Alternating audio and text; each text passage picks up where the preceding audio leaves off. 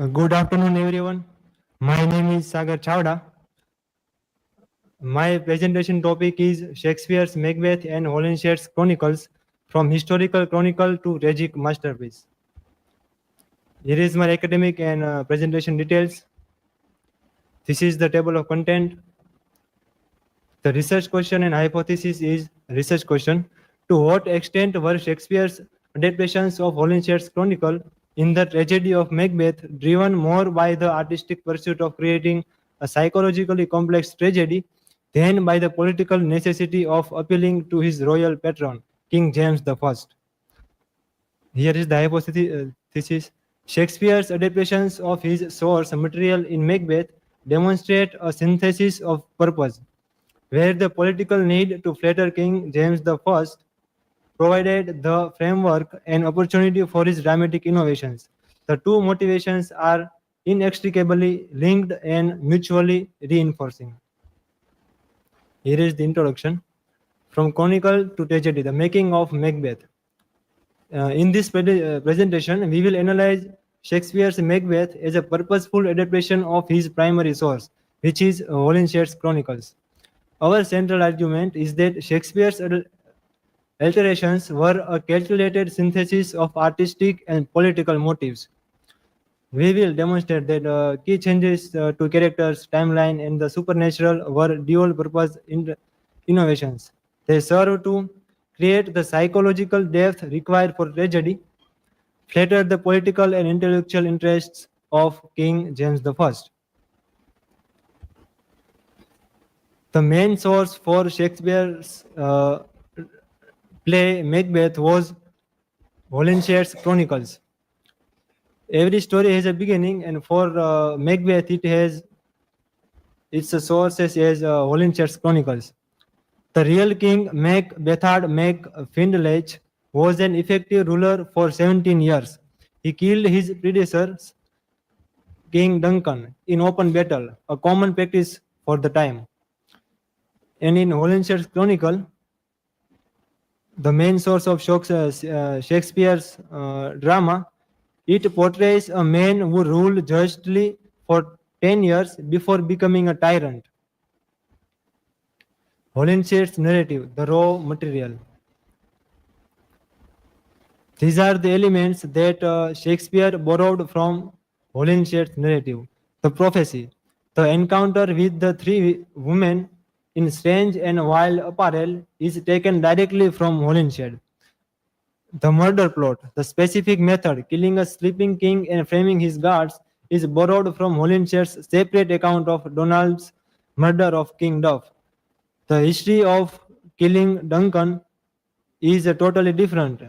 King Duncan was killed in a battle by Macbeth, not by any framing. Banquo is accomplice. Crucially, in Holinshed's telling, Banquo is a co-conspirator in the plot to kill Duncan. Here, Lady Macbeth is not the co-conspirator, but the Banquo is the co-conspirator. This is one of Shakespeare's most significant alterations. The divergence from history to stage. King Duncan, the character of King Duncan, was a young and weak king, and in Holinshed's Chronicles, he was a virtuous king. But in Shakespeare's play, he was a vulnerable, saintly king. It was said that he was the Lord's anointed temple, and came to his murder. History says that he was killed in open battle, with Banquo as an accomplice.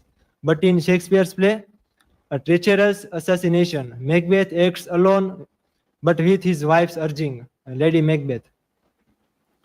The character of Banquo, a co-conspirator in the murder in Holinshed's Chronicles, but in Macbeth, he was portrayed as noble and loyal man who resists evil.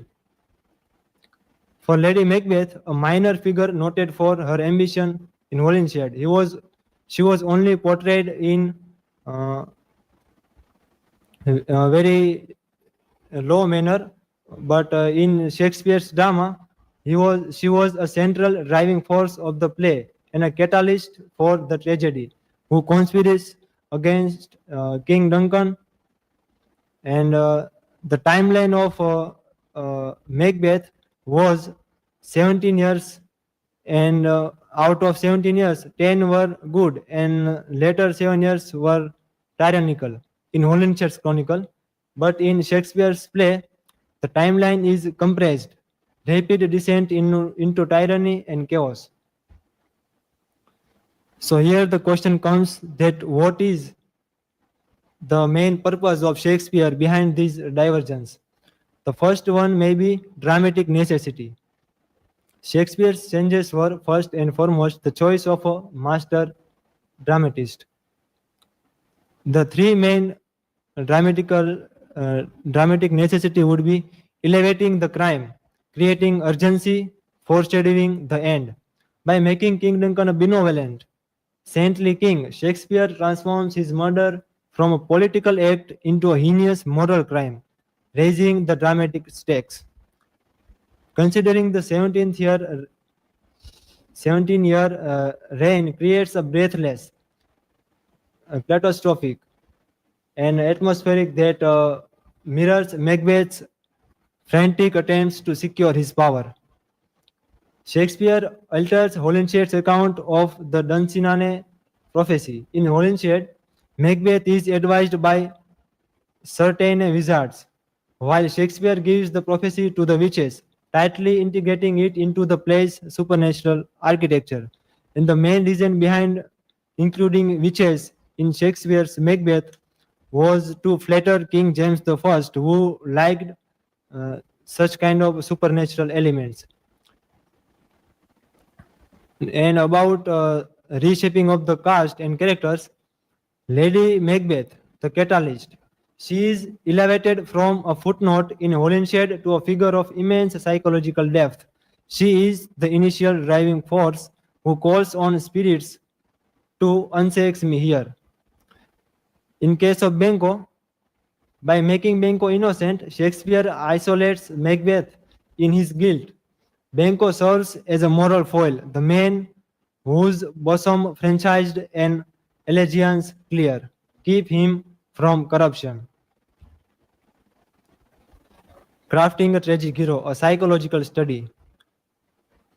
Shakespeare's greatest innovation was turning a chronicle villain into a complex tragic hero. Internal conflict. The drama is moved from the battlefield to heat oppressed brain of Macbeth himself. His agonizing soliloquies are Shakespeare's inventions. I have no spur to prick the sides of my intent, but only vaulting ambition. The manifestation of guilt. Shakespeare gives a physical and auditory form to Macbeth's guilt. He is tormented by the imagined voice that does murder sleep, and is haunted by the bloody gods of Banquo. And at the end, from beginning he was a brave Macbeth, but at the end he becomes dead butcher. And it was such a royal performance. King James I liked the supernatural elements. He also wrote a treatise named Demonology, and due to this interests of King James I, Shakespeare was driven to include such kind of things in his play. The purpose of adaptation were mainly dramatic, to add depth, especially psychological depth, dramatic tension, and political resonance. And by transforming the raw material of the chronicles, Shakespeare created a timeless tragedy about ambition and guilt. These are the references. Thank you.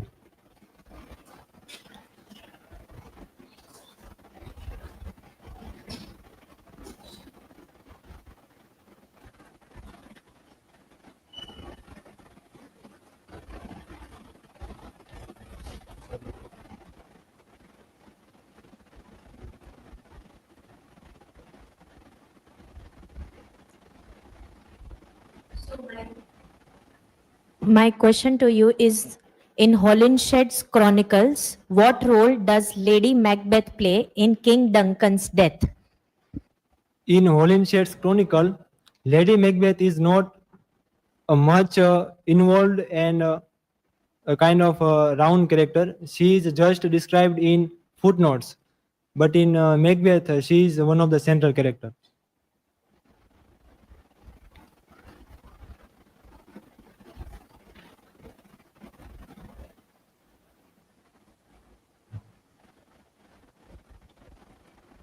So my question is, what is the role of the witches in this divergence?